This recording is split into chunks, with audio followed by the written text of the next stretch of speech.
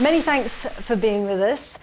The world in 2015 seems a very unsettled place. But if we take a big picture view, do you feel optimistic or pessimistic about the general state of play?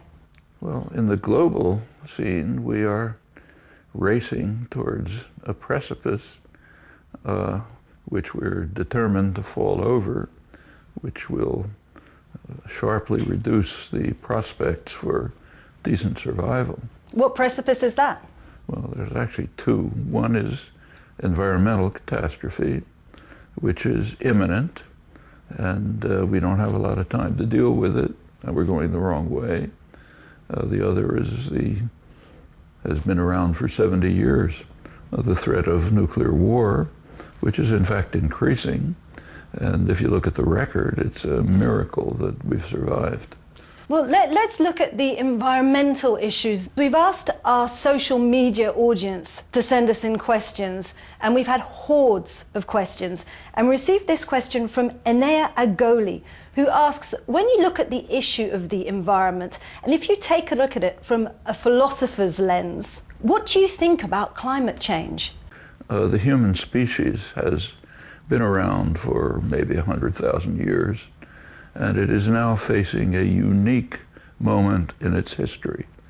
The species is now in a position where it will decide very soon, next few generations, whether the experiment in so-called intelligent life will proceed, or are we determined to destroy it?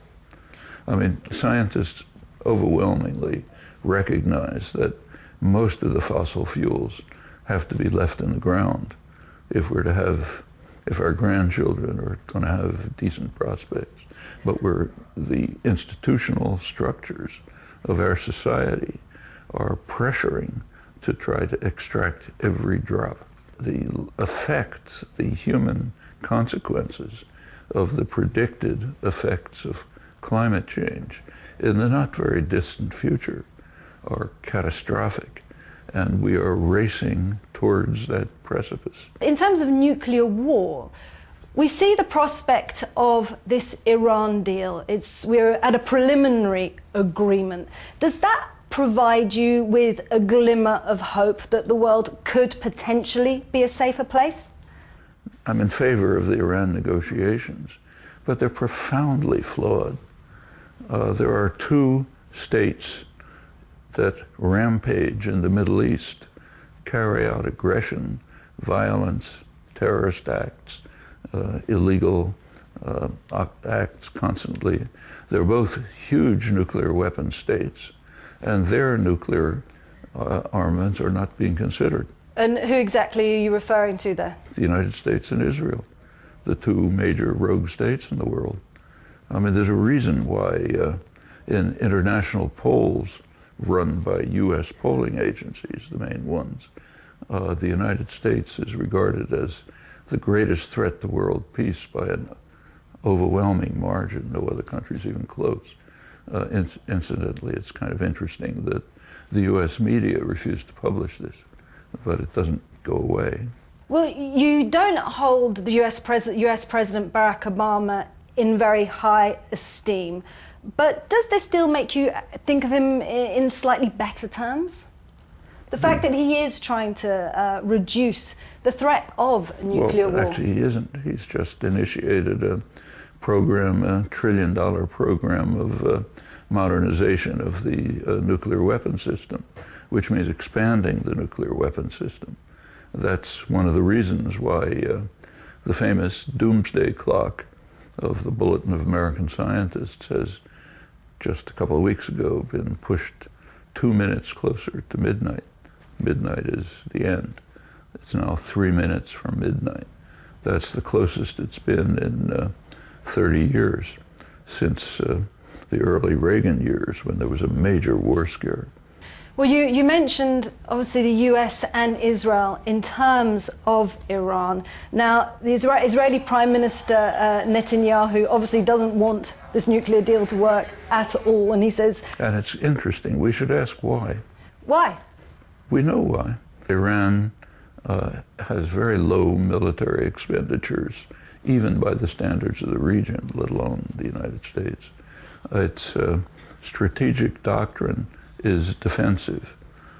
It's designed to hold off an attack long enough for diplomacy to set in. And the United States and Israel, the two rogue states, do not want to tolerate a deterrent. No strategic analyst with a brain functioning thinks that Iran could ever use a nuclear weapon. If it even prepared to do so, the country would simply be vaporized. And there's no indication that the ruling clerics, whatever you think about them, want to see everything they have destroyed. Just one more question now on this issue, and this is from another member of our social media, and it's Morton A. Anderson, and he asks, do you believe that the US would ever strike a deal that would be dangerous to Israel in the first place? The United States is carrying out constant actions which endanger Israel very seriously, namely supporting Israeli policy. For the last 40 years, the greatest threat to Israel has been its own policies. If you look back 40 years, say 1970, Israel was one of the most admired countries in the world, respected, admired, lots of favorable attitudes towards it. Now it's one of the most disliked and feared countries in the world.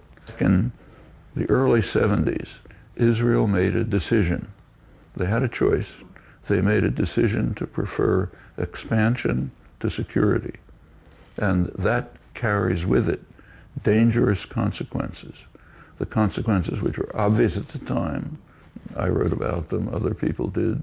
If you prefer expansion to security, it is going to lead to internal degeneration, anger, opposition, isolation, and possibly ultimate destruction.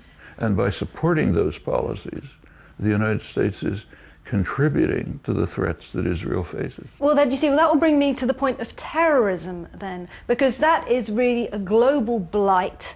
And, you know, some, and I think including yourself, will say that this is blowback for US terrorist policy around the world. How far is the US and its allies responsible for what we're seeing now in terms of the terrorist attacks around the world? Remember, the worst terrorist campaign in the world right now, by far, is the one that's being orchestrated in Washington. That's the global assassination campaign. There's never been a terrorist campaign at that scale. When you say global assassination campaign? The drone campaign. That's exactly what it is. Over large parts of the world, the United States is systematically, publicly, openly, I'm just, nothing secret about what I'm saying. We all know it. It's carrying out regular campaigns to assassinate people who the U.S. government suspects of intending to harm us someday. And indeed, it is, as you mentioned, a terror-generating campaign. When you bomb a village in Yemen, say, and you kill somebody, maybe the person you were aiming at, maybe not, and other people who were happen to be in the neighborhood, how do you think people react? They say, we're going to take revenge. You describe the US as the leading terrorist state. Where does Europe fit into that picture then? Well, that's an interesting question. So, for example, there was recently a study, I think it was done by the Open Society Forum, of the worst form of torture, rendition. Rendition means you take somebody you suspect of something and you send him off to your favorite dictator, maybe Assad or Gaddafi or Mubarak, to be tortured, and then hoping that maybe something will come out of it. That's extraordinary rendition. The study reviewed the countries that participated in it. Well, obviously the Middle East dictatorships, because that's where they were sent to be tortured. Europe, most of Europe participated. England, Sweden, other countries. In fact, there was only one region of the world where nobody participated, Latin America, which is very dramatic. First of all, Latin America has now gotten pretty much out of U.S. control. When it was controlled by the United States not very long ago, it was the world center of torture. Now it wouldn't participate in the worst form of torture, rendition. Europe participated. If the master roars, the servants cower. So Europe is the servant of the United States? Evidently. They're too cowardly to take an independent position. Where does Vladimir Putin fit into this picture? He's painted as, well, one of the greatest global threats to security. Is he? Like most leaders, he's a threat to his own population. He's taken illegal actions, obviously, but to depict him as a crazed monster who's suffering from brain disease and has Alzheimer and is, rat-faced evil creature, that's standard Orwellian fanaticism. I mean, whatever you think about his policies, they're understandable. The idea that Ukraine might join a Western military alliance would be quite unacceptable to any Russian leader. This goes back to 1990, when the Soviet Union collapsed. There was a question as to what would happen with NATO. Gorbachev agreed to allow Germany to be unified and to join NATO. It's a pretty remarkable concession, with a quid pro quo that NATO would not expand 1 inch to the east. That was the phrase that was used. So Russia has been provoked? Well, what happened? NATO instantly moved to East Germany. Then Clinton came along, expanded NATO right to the borders of Russia. Now there are the new Ukrainian government, the government after the overthrow of the preceding one, the parliament voted, I think 300 to 8 or something like that, to move to join NATO.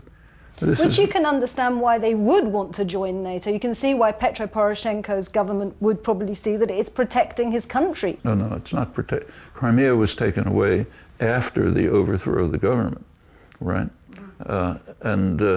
He's not protecting Ukraine, is threatening Ukraine with major war. That's not protection. The point is, this is a serious strategic threat to Russia, which any Russian leader would have to react to. That's well understood. If we look at the situation in Europe, though, there's also another interesting phenomenon that's taking place, because we're seeing Greece moving towards the east, potentially, with the Syriza government. We're also seeing Podemos, which is gaining power in Spain. Hungary also. Do you see that there is a potential for Europe to start shifting and aligning itself more with Russian interests in Europe? Take a look at what's happening. Hungary is a different situation entirely. Syriza came into office on the basis of a popular wave which said that Greece should no longer subject itself to policies from Brussels and the German banks, which are destroying the country. I mean, the effect of these policies has been actually to increase Greece's debt relative to its wealth production. Probably half of younger people are unemployed. 40% of the population is under the poverty line. Greece is being destroyed. Should their debt be written off? Sure, just like Germany's was. In 1953, Europe wrote off most of Germany's debt, like that.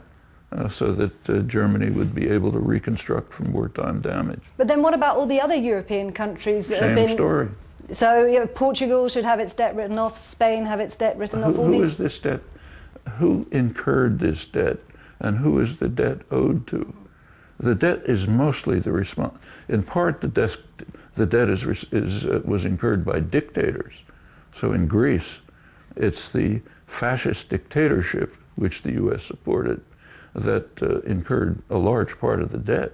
The debt, I think, quadrupled under the dictatorship. That's what's called in international law odious debt, need not be paid. That's a principle introduced into international law by the United States when it was in their interest to do so. Much of the rest of the debt is the payments, what are called payments to Greece, are being paid mostly to banks, German and French banks, which had decided to make extremely risky loans at very high interest, and are now being faced with the fact that they can't be paid back. Well, I'd like to bring in this question then from Jill Gribaldo, who says, how will Europe transform then versus the existential challenges it's facing? Because yes, there's the economic crisis, but there's also a rise in nationalism. And he also describes the cultural fault lines which are beginning to be created across Europe. How do you see Europe transforming itself? Well, Europe has serious problems. Part of the problems are the result of economic policies designed by the bureaucrats in Brussels, European Commission and so on, under the pressure mainly of the big banks, mostly German. Now, these policies make some sense from the point of view of the designers. For one thing, they want to be paid back for their risky and hazardous loans and investments.